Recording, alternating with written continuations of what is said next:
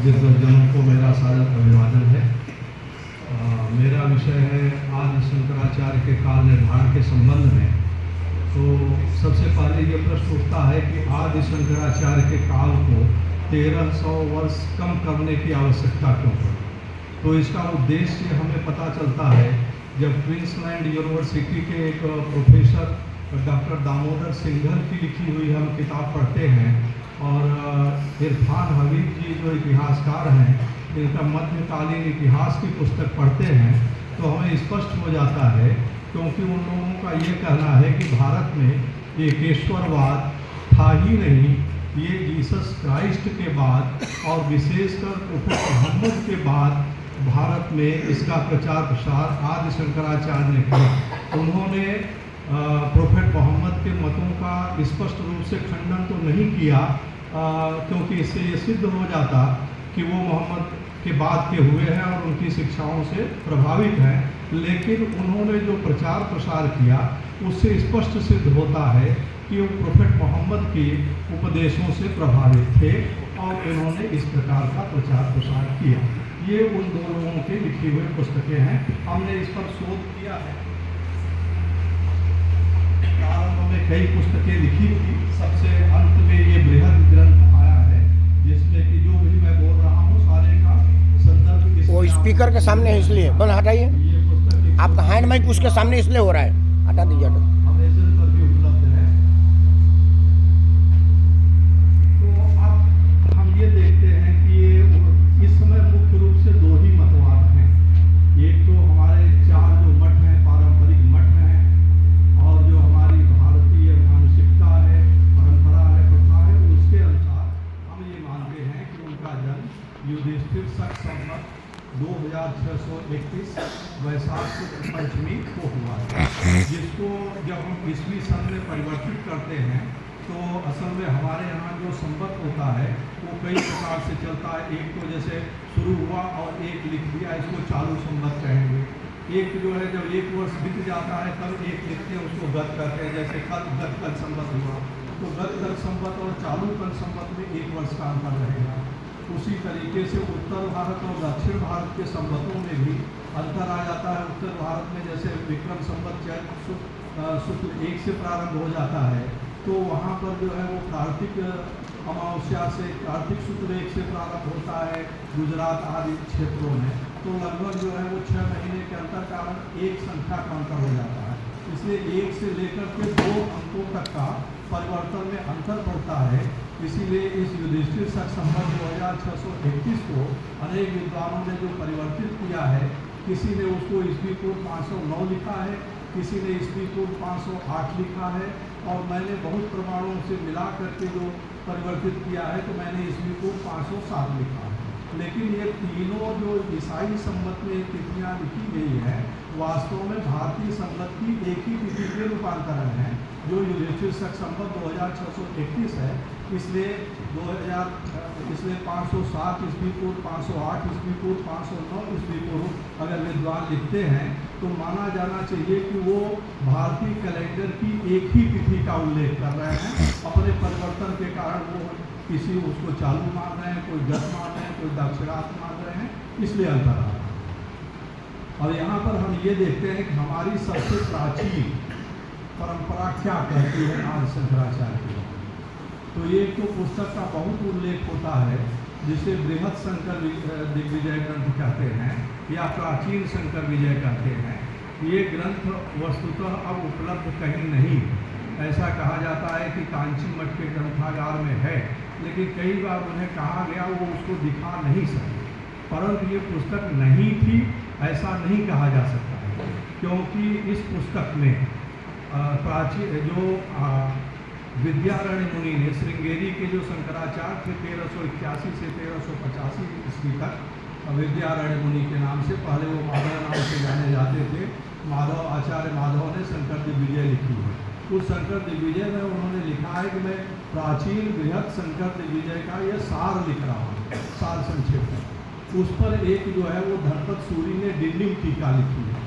डिंडिम टीकाकार ने अपनी टीका का समय विक्रम संवत में दिया है, जिसको परिवर्तित करने पर 1808 ईस्वी उस 1808 ईस्वी की जो उन्होंने टीका लिखी है उसमें शंकराचार्य जी के जन्म को काल बताने के लिए उन्होंने प्राचीन जो शंकर विजय है उससे और वही पूरे के पूरे श्लोक हमारे शिव रहस्य नवमांश में प्राप्त होते हैं उसके अध्याय 16 में 46 श्लोक उनका उन्होंने उल्लेख किया।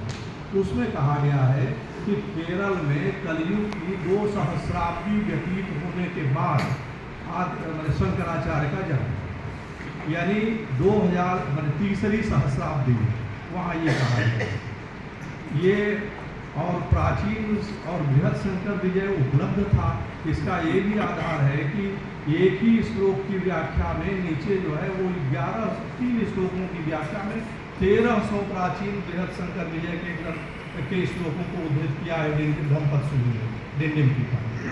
और अब उसके बाद अद्वैत राज लक्ष्मी जो है अच्युत पंडित की टीका उस पर आती है शंकर दिग्विजय पर माधवाचार्य है वो अपना काल उसमें 1824 ईस्वी लिखते हैं टीका यानी 1824 ईस्वी में वो भी जो है वो बृहद शंकर विजय का उल्लेख करते हैं शिव रहस्य नवमांश का करते हैं। इस तरीके से वो भी जो है शंकराचार्य का काल कलयुग की तीसरी सहस्राब्दी का है। तो अब इसका मतलब ये है कि 1808 में वो ग्रंथ उपलब्ध है और 1916 में कर्नलम सूर्यनारायण शास्त्री TRS शास्त्री ने जो है एक पुस्तक लिखी है एज ऑफ शंकर। उसमें उन्होंने ये लिखा है कि वो जो प्राचीन शंकर विजय ग्रंथ है बृहद शंकर विजय ग्रंथ है वो 3 खंडों में है और मेरे पास उसकी पांडुलिपि उपलब्ध है। पहला है वो पूर्वाचार्य शतपथ जिसमें कि शंकराचार्य के पहले के आचार्यों का वर्णन है। दूसरा है शंकराचार्य शतपथ जिसमें आदि शंकराचार्य के जीवन वृत्तांत का वर्णन है। और तीसरा उन्होंने कहा कि सुरेश्वराचार्य शतपथ है जिसमें कि सुरेश्वराचार्य आदि का सभी का वर्णन है। तो उन्होंने स्पष्ट 1916 में कहा वो एडवोकेट थे मद्रास के उन्होंने कहा कि मेरे पास वो तीनों ही खंड जो है पांडुलिपि के उपलब्ध हैं और उसमें से उन्होंने शंकराचार्य जी के जन्म से संबंधित लगभग जो है वो 100 श्लोक उद्धृत किया है और जिसमें कि ये श्लोक दिया था जिसमें कि आज शंकराचार्य का जन्म 2621 युधिष्ठिर संवत में हुआ था। ये श्लोक उन्होंने कहा। उसके अतिरिक्त यहाँ जो विद्वान उल्लेख कर रहे थे सुषमा का और थोड़े श्लोक मंजरी का कांची मठ के जो ग्रंथ हैं वो 16वीं 17वीं सदी के ग्रंथ हैं। उनमें भी जो है शंकराचार्य का जन्म जो है गतकल संवत 2593 में कहा गया है जो कि यही तिथि आती है युधिष्ठिर संवत में परिवर्तन करने से। यानी कहने का मतलब ये है कि 1882 में पहली बार विवाद आया। 1882 के पहले शंकराचार्य जी का काल 2500 वर्ष पूर्व ही माना जाता था क्योंकि महर्षि दयानंद सरस्वती जो आर्य समाज के संस्थापक थे उनके सत्यार्थ प्रकाश का पहला संस्करण 1875 में छपा। उसमें भी उन्होंने लिखा है कि आज से लगभग 2250 वर्ष पूर्व आदि शंकराचार्य हुए थे। सुधर्मा राजा के सामने उन्होंने शास्त्रार्थ किया था मंडन मिश्र से। तो अब उनको 1875 से अभी ले तो 150 वर्ष बीत गया है यानी 2400 वर्ष महर्षि दयानंद सरस्वती जी मानते हैं जबकि वो एक सरसरी तौर पर बोल रहे थे काल व्यवहार करना उनका नहीं कार्य था। वो ये बता रहे थे कि आज से लगभग 2250 यानी वही काल वो भी बता रहे हैं। सबसे पहले एक जो है वो KV पाठक नाम के व्यक्ति थे वो उन्हें बेलगांव में उन्होंने एक 3 पन्ने की एक पांडुलिपि उन्होंने ढेर ढूंढ निकाली। उन्होंने कहा कि ये मराठा गोविंद भट्ट लेकर के यहाँ मुझे मिली बाल बोध स्टाइल में लिखी है 3 पन्ने की है। उसमें पहले जो है वो शंकराचार्य का थोड़ा विवरण है 4 मठ बनाने की बात है। उसी में ये श्लोक आया है जिसको डिकोड करने पर आता है कि 788 ईस्वी में उनका जन्म हुआ।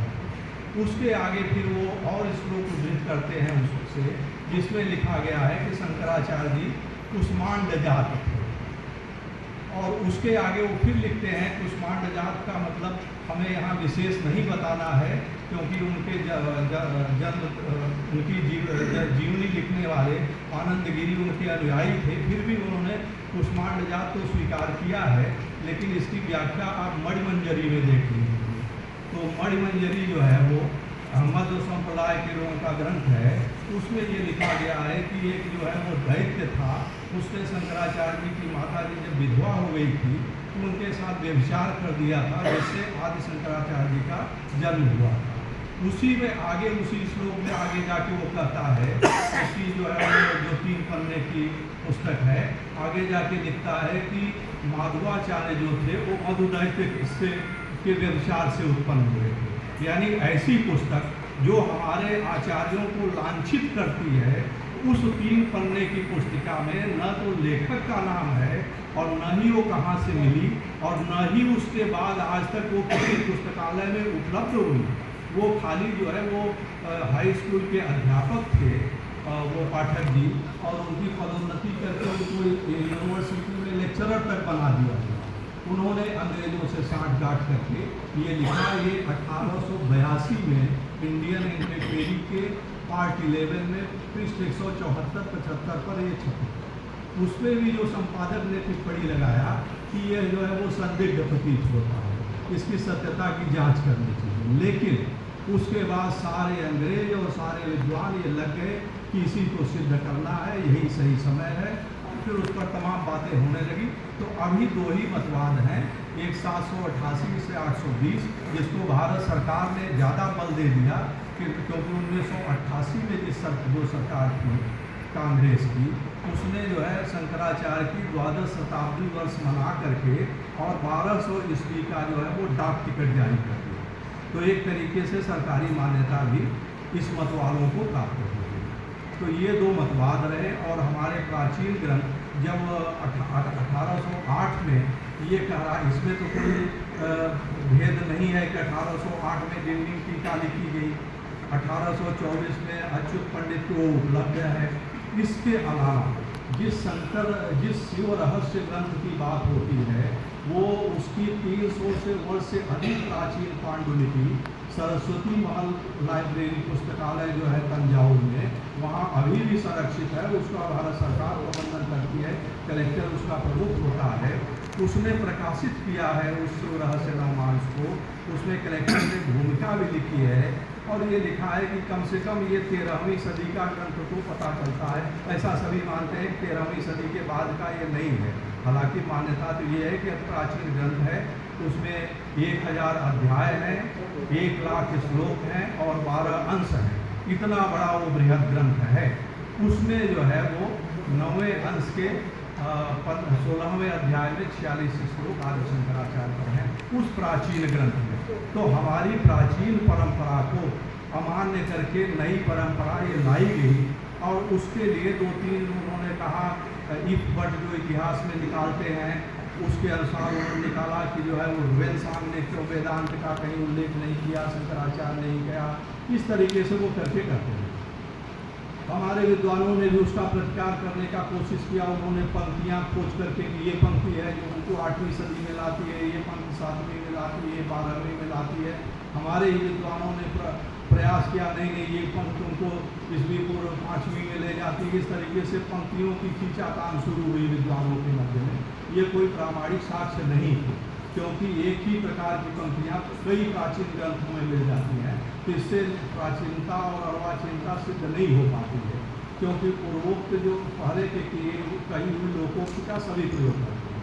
तो मैंने ये सिद्धांत बनाया कि जो मान्य वैज्ञानिक सिद्धांत है उनके अनुसार शोध किया जाए।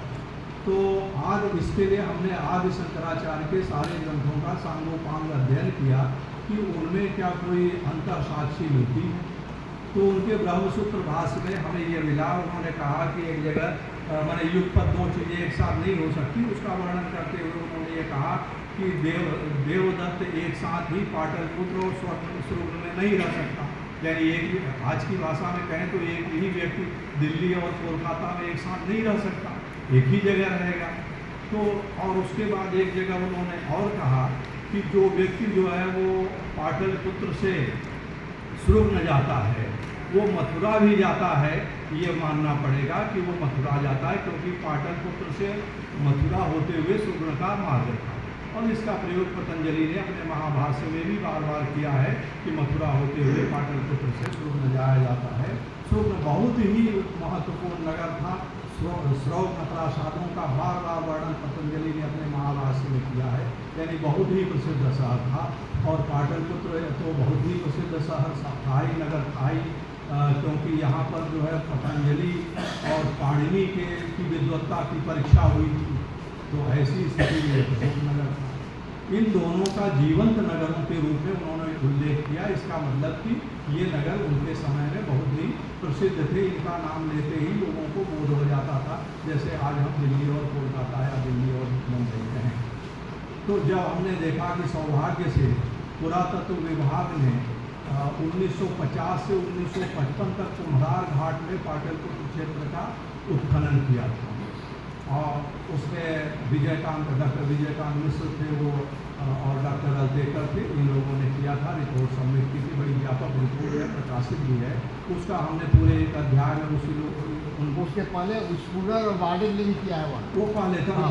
जी, उससे मेरा तात्पर्य नहीं, उन लोगों ने अपनी रिपोर्ट में उसका उल्लेख किया है कि उन लोगों ने जो किया था उसी से हमने भी इसी क्षेत्र का चुनाव किया। मेरा इनकी रिपोर्ट पर है। तो इन्होंने ये सिद्ध किया, जो हमारे कृष्ण मार्जिन मृदभांड मिलते थे, उन सब में कालसापन सिक्के आज मिले, उनके जो स्ट्रेटा थे, उन सब करके ये लोग एक मत पर पहुँचे कि पाटलिपुत्र ईस्वी पूर्व 5वीं सदी 6वीं सदी ईस्वी पूर्व में एक समृद्ध नगर के रूप में रहा और चलता आया, लेकिन ईस्वी सन की 6वीं सदी में इसका नगरीय अस्तित्व एकदम समाप्त हो गया। ईस्वी सन की 3री सदी में उन्होंने कहा कि आग लगी थी, और बाद में उन्होंने कहा कि बाढ़ से लगता है कि एक साथी नगर का अस्तित्व समाप्त हो गया। उसके बाद वो कहते हैं कि 11वीं सदी तक किसी भी नगरीय अस्तित्व का कोई प्रमाण नहीं बनता। बाद में शाहजहाँ ने वहाँ पर एक किला बनाया, शेर शाह ने उसको फिर जो है वो पहले शायद बनाया, ऐसा कहते हैं। तो शाहजहाँ ने जो किला बनाया था वहाँ से अच्छी वहाँ आबादी हुई।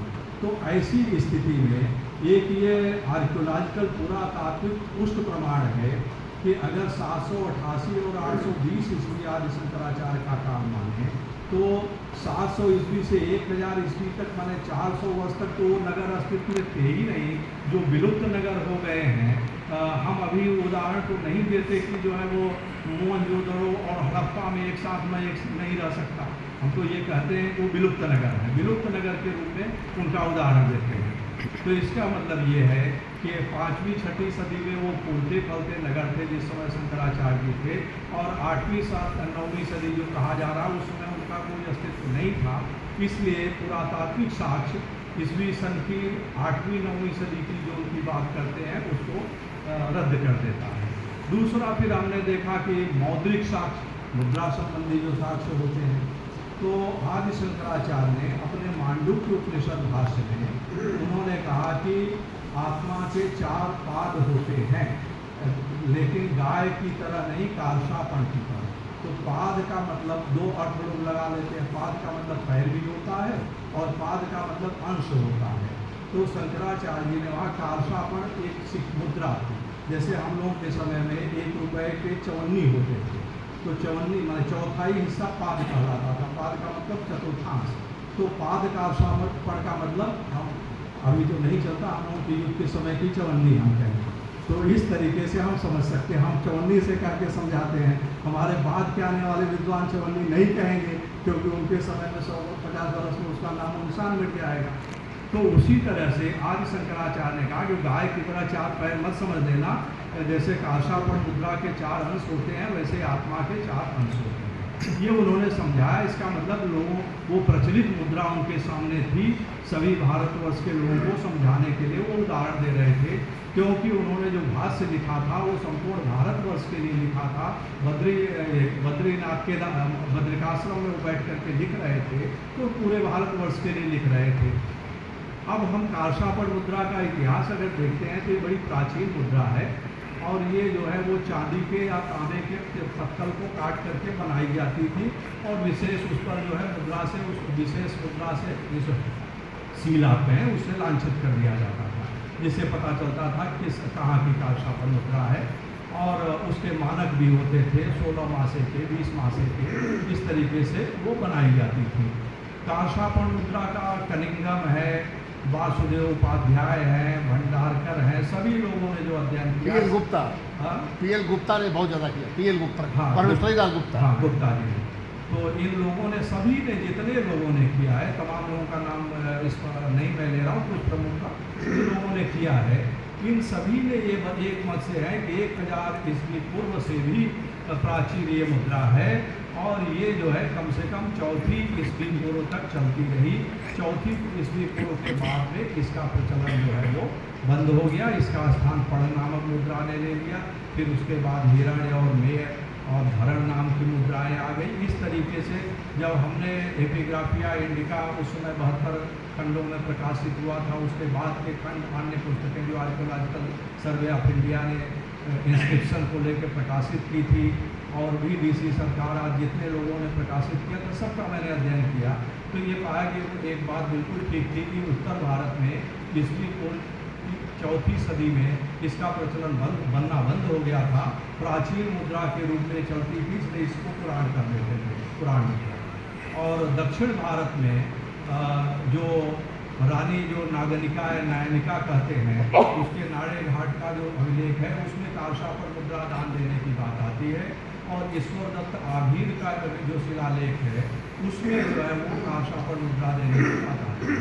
तो ईश्वर दत्त आभीर का समय जो है वो भंडारकर जी आज ने 197 ईस्वी निर्धारित किया है, यानी ईस्वी सन की 2री सदी के बाद से संपूर्ण भारत में कालशापन मुद्रा का प्रचलन बंद हो चुका था, वो प्रचलन से बाहर हो चुकी थी।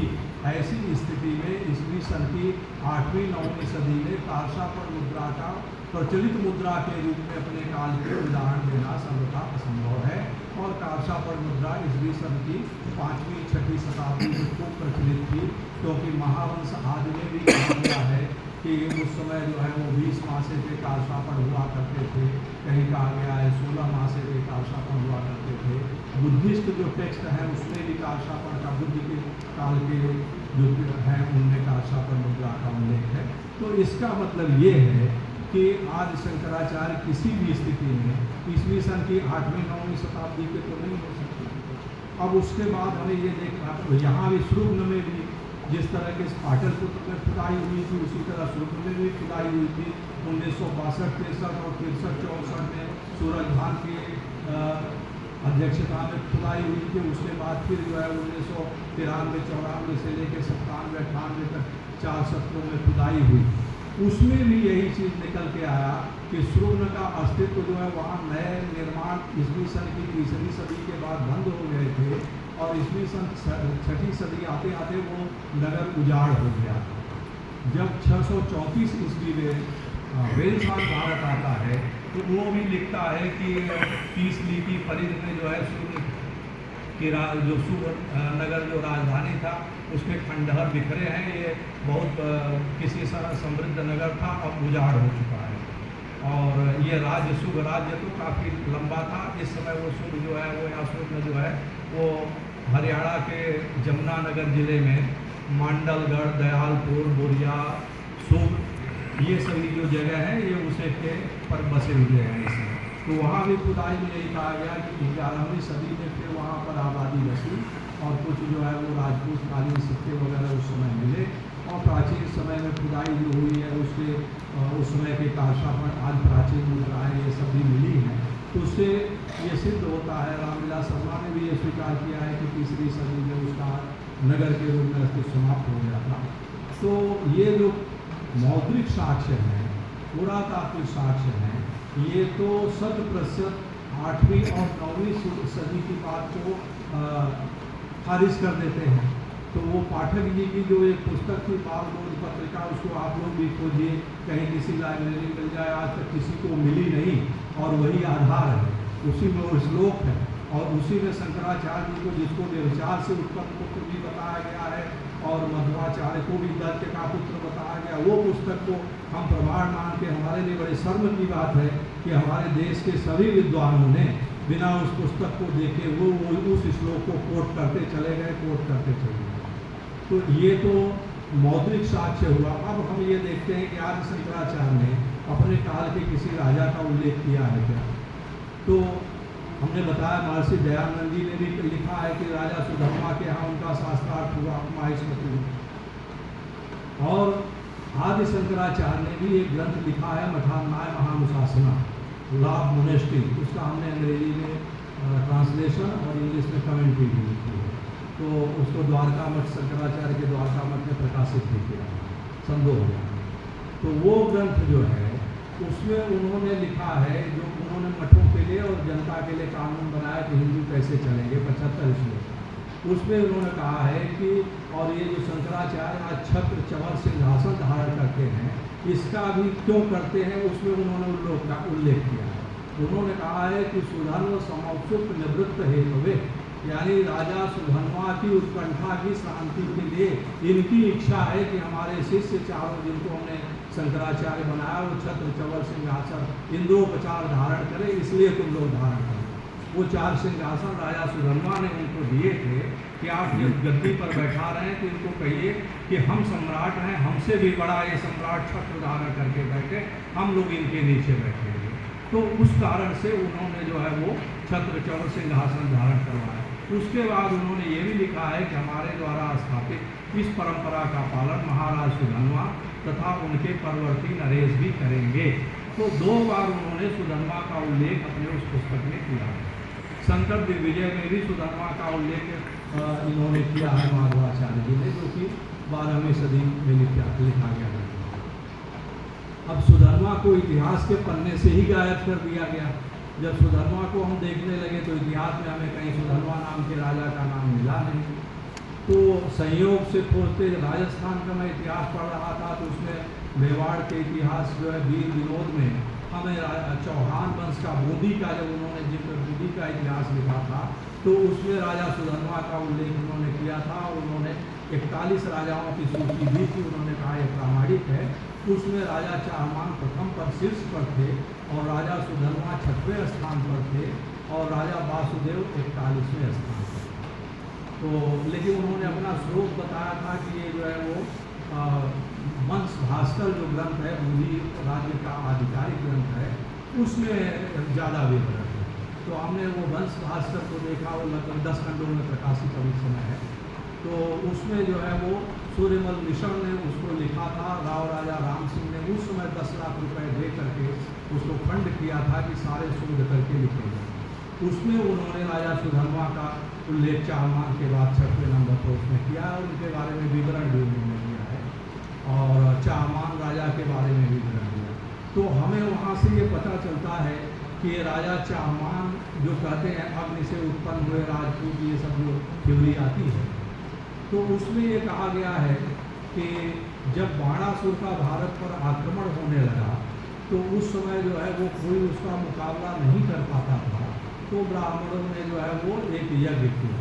तो कहते हैं कि सूर्य भगवान की उन्होंने देखा तो सूर्य से एक जो है वो पुरुष निकल करके धरती पर खड़ा हो गया और वो राजा जो है वो चाहमान कहलाया गया। चतुर्भुज उसका नाम दिया गया, चाहमान कहा गया। चा यानी चाप से उन्होंने उसने जो है वो लोगों की रक्षा की, ह से हरि की उपासना की, म से मान अपने बल से रखा और न से नय यानी कि मंत्रियों के बल पर जो है न्याय व्यवस्था कायम की, इसलिए वो चाहमान कहलाया। ये पृथ्वीराज विजयवंत, पृथ्वीराज के समकालीन कवि दरबारी कवि जयानक ने संस्कृत में लिखा है, उसमें इसका उल्लेख जयानक ने किया है कि क्यों वो चाहमान कहलाया। उसके बाद उनके ही 6वें वंशज जो है वो राजा सुधर्मा थे। फिर जो है वो चौहान वंश के प्रसिद्ध इतिहासकार दशरथ शर्मा हुए। बहुत उन्होंने शोध किया और उन्होंने राजा वासुदेव चाहमान से लेकर के पृथ्वीराज चाहमान तक जो है वो अभिलेखों के आधार पर, उपलब्ध अभिलेखों के आधार पर उन्होंने जो है वो इनकी वंशावली तय। तो उसमें राजा वासुदेव चाहमान से वासुदेव चाहमान पर यहाँ उल्लेख ये करें कि इनका प्रबंध कोश एक ग्रंथ है जो कि 13वीं सदी का है, ईस्वी सन की 13वीं सदी का। उसमें वासुदेव चाहमान का राज्याभिषेक विक्रम संवत 608 लिखा है। ये यानी ईस्वी में 551 के करीब, तो ये उनका अभिषेक लिखा। और भंडारकर जी ने एक सिक्का भी ढूंढ निकाला जिसमें वासुदेव चामान लिखा है, वो 570 ईस्वी का काल उन्होंने उसका निदान किया, उसको लिखा। यानी वासुदेव चामान ये हम कह सकते हैं कि 551 से 570 ईस्वी तक कम से कम अवश्य राज्य करते हैं। वासुदेव चामान की 20वीं पीढ़ी में अड़ो राज हुए, इनके बीच का शासन का काल 600 वर्ष आता है, उसमें 20 राजाओं ने शासन किया। इनका औसत निकालें तो 30 वर्ष आता है।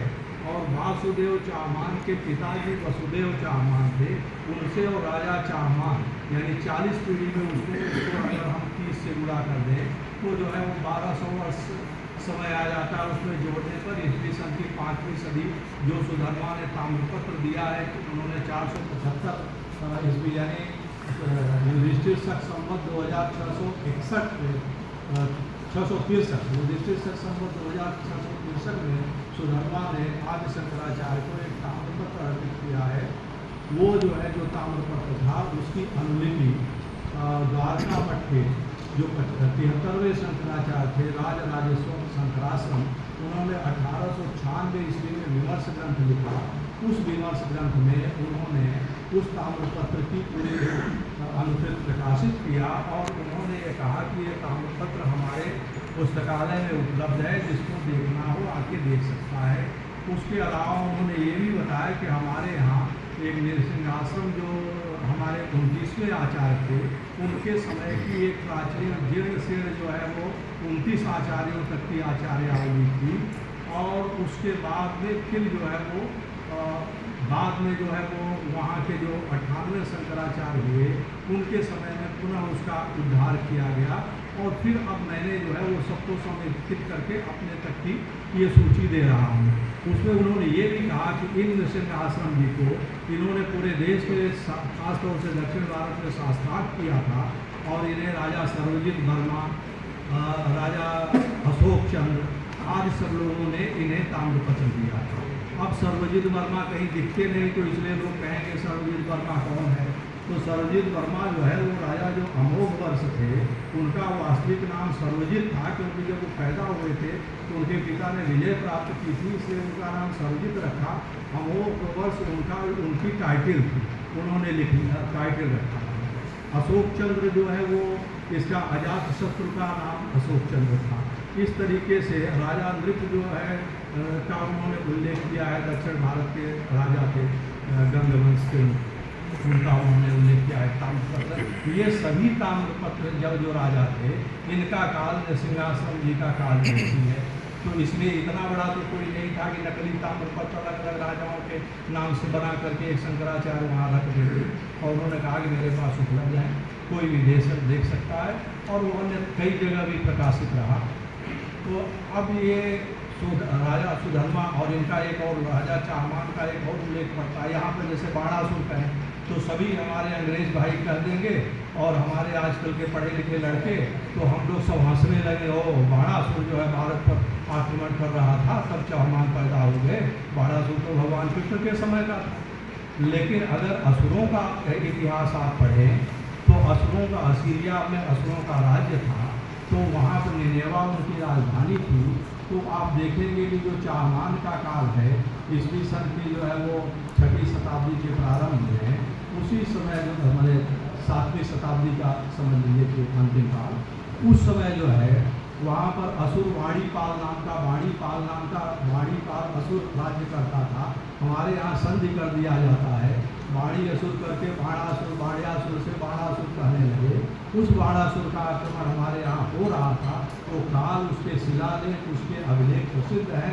और ये भी वहाँ के इतिहास में लिखा है कि इसके बाद इसका बेटा जो था असुरदन जो था, उसके समय में, इसके पुत्र के समय में इधर में शकों और इन सब लोगों ने सिस्तान से और लोगों ने आके घेर लिया, निनेवा राजधानी को आग लगा दिया और असुर साम्राज्य नष्ट कर दिया।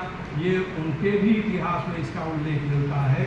और फिर हमारे वराहमिहिर की बृहद संहिता जो है, उसमें जो अभी राजा साहब इसका उल्लेख किए थे, ये लिखा गया है उस विजेता राजा ने 2526 युधिष्ठिर के शासनकाल में अपना संवत प्रवर्तित किया।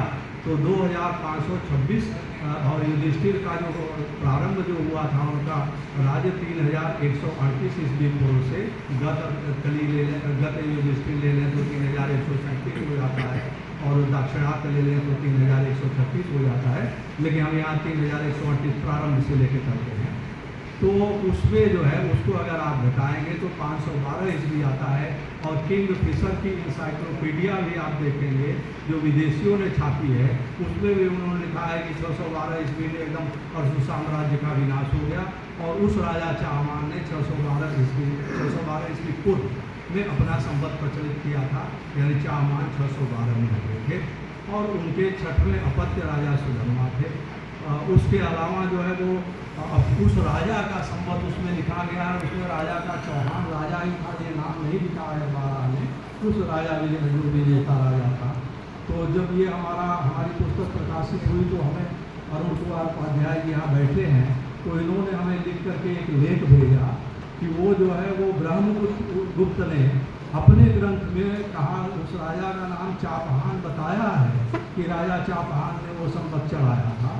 तो उससे वो स्पष्ट हो जाता है कि जो चौहान राजवंश है इन्हीं के राजवंश में राजा सुधर्मा 6वें थे और 62वीं पीढ़ी में राजा चाहमान से दिग्विजय योद्धा पृथ्वीराज चौहान हुए थे। तो इस प्रकार से आदि शंकराचार्य ने जिस राजा सुधर्मा का उल्लेख किया है वो उस राजा सुधर्मा इतिहास पुरुष सिद्ध हुए, जिनका 41वां वंशज 551 ईस्वी में उसका अभिषेक हुआ था। इसलिए आदि शंकराचार्य को 788 से 820 में कहाँ रख सकते हैं। दूसरी चीज़ ये है कि उन लोगों ने यह कहा था कि कहीं जो है वो वेदशांग ने नहीं उल्लेख किया है, वेदांत का कोई प्राचीन विवरण इनके ग्रंथों में नहीं मिलता है। तो अगर आप ये देखें तो ये जो वेदशांग की यात्रा बुद्धिस्ट रिकॉर्ड करके सैमुअल बील ने जो ट्रांसलेशन इंग्लिश में किया है, ठीक है, ये समय अधिक हो गया है, इसलिए जो है वो हमारी पुस्तक है ही, इसमें और भी प्रमाण चारों मठों की सूचियाँ दी गई हैं, जिसमें कि 145 आचार्य अभी तक हो चुके हैं। यहाँ पर ये जो गोवर्धन मठ पुरी है जिसके वर्तमान शंकराचार्य 148 में है स्वामी सदानंद सरस्वती जी, और द्वारका मठ में 79 शंकराचार्य हो चुके हैं, 79वें शंकराचार्य में स्वामी सदानंद सरस्वती जी हैं। और ये जो ज्योतिर्मठ बद्रिकाश्रम है उसमें अब तक 55 शंकराचार्य हो चुके हैं, जिसमें 55 में स्वामी ब्रह्मेश्वरानंद सरस्वती हैं। और श्रृंगेरी मठ की पुरानी और नई सूची को मिला करके करते हैं तो वहाँ 58 आचार्य हो चुके हैं, जिनमें 59वें अभी जो है विजयशेखर भारती जी नियुक्त हुए हैं वहाँ का शंकराचार्य। अब हम यहाँ देखते हैं 2 शंकराचार्यों को 2 मठों की सूचियों में आचार्यों की संख्या कम है। यहाँ पर द्वारका में, श्रृंगेरी में या 3 में कह लें, सबसे कम श्रृंगेरी और ज्योतिर्मठ में। तो इसका कारण ये है कि यहाँ पर बाल ब्रह्मचारी सन्यासी ही जो है वो हुआ करते थे शंकराचार्य, और ज्योतिर्मठ की जो है वो जो मंत्र परिशिष्ट है और बद्रीनाथ माला है, और वहाँ बद्रीनाथ मंदिर के ये दर्ज है वहाँ के 21 आचार्यों का नाम, ये चिरंजीवी थे, इनके नाम लेने से ही पाप नष्ट हो जाते हैं। इसका मतलब कि प्रथम 21 आचार्य चिरंजीवी दीर्घजीवी का मतलब 100 वर्ष से अधिक उनकी आयु रही होगी, तो उनका काल निश्चित रूप से अधिक रहा, इसलिए चारों मठ की सूचियों को भी इसमें दिया गया है। और एक अन्य मठ है कांची मठ है, वहाँ पर जो है वो 73 आचार्य अब तक हो चुके हैं, अभी विजयेंद्र जी वहाँ के आचार्य हैं। तो इस तरीके से उनकी भी सूची अद्यतन है। उसके अलावा इसमें जो है वो राजा चाहमान की वंशावली और एक जो कोंग देश का राज्यकाल कहते थे, इसका उल्लेख मैं कर देता हूँ संक्षेप में। तो गंग वंश जो था, तो एक अभिलेख श्रृंगेरी के यहाँ से प्राप्त हुआ था, श्रृंगेरी क्षेत्र से मठ से 60 किलोमीटर की दूरी पर बहुत पहले। उसमें जो है वो कोंग देश के राजा जो है त्रिविक्रम देव का था, उन्होंने लिखा था कि इनको जो है 100 साल में शंकराचार्य ने इनको जैन मत से शैव मत में परिवर्तित किया, यानी 178 ईस्वी सन में भी श्रृंगेरी में एक शंकराचार्य थे जिन्होंने जैन मत से शैव मत में उनको परिवर्तित किया, और उन्हीं के वंश में ये आदि वहाँ के प्राचीन ताम्रलेख के अनुसार विक्रम के शासन के 14वें वर्ष में आज शंकराचार्य का जन्म हुआ था। इसको लेकर के काफ़ी मैनिपुलेशन किया, इस पर हमने काफ़ी शोध किया और इस पर जो है बस विस्तृत जो अध्याय हमने लिखा है वो जो कुंभ देश का राजकाल, कलयुग वृत्तांत, ये सब जो है उनका सबका हमने ये विवरण देते हुए ये सिद्ध किया है। गंग वंश बहुत प्राचीन वंश था। इसका पहले राजा विक्रम जो थे वो 521 ईस्वी पूर्व में वो हुए थे और उनका विवरण जो है वो सिद्धपुरा और ब्रह्मगिरी के अभिलेख अशोक के हैं, जिसमें उसने उनके काल का उल्लेख किया है कि इस समय जब मैं यहाँ आया हूँ तो उस संवत के 256 वर्ष बीत चुके हैं। अशोक ने एक अभिलेख लिखा है वहाँ के उसको 2.5 वर्ष जो है वो शासन कर लिया, तो बुद्ध हुआ, 1.5 वर्ष से बुद्धिस्ट हुआ, यानी 4 वर्ष उसके काल से अगर निकालें तो 265 ईस्वी को ये अशोक मौर्य ना होकर दूसरा हो सकता है। वहाँ तो प्रिय उसका नाम कहीं अशोक नहीं लिखा है, हमने चूँकि मान्यता अशोक का अभिलेख है इसलिए हमने उल्लेख किया। अशोक के किसी भी अभिलेख में अशोक नाम नहीं दिया गया है, देवा नाम की या प्रियदर्शी है, तो यही माना जाए कोई अन्य राजा था। तो उसके शासन से जो है वो 256 वर्ष पूर्व यानी 265 से 256 वर्ष पूर्व यानी 521 ईस्वी पूर्व में राजा गंग वंश के राजा त्रिविक्रम का शासनकाल प्रारंभ हुआ। उनके 14वें वर्ष यानी ईस्वी पूर्व 507 में आदि शंकराचार्य का जन्म हुआ था। उन्हीं का आपत्य जो है वो 178 ईस्वी में राज्य ये कर रहा था जो अन्य त्रिविक्रम देव था, और वहाँ पर 20 प्रकार का ताम्रपत्र वगैरह मिले, जिससे गंग वंश के राजाओं की जब प्राचीनता सिद्ध होने लगी तो अंग्रेजों ने ये कहना शुरू कर दिया कि ये ताम्रपत्र नकली हैं और कल युग का राज्यकाल ग्रंथ भी जाली है।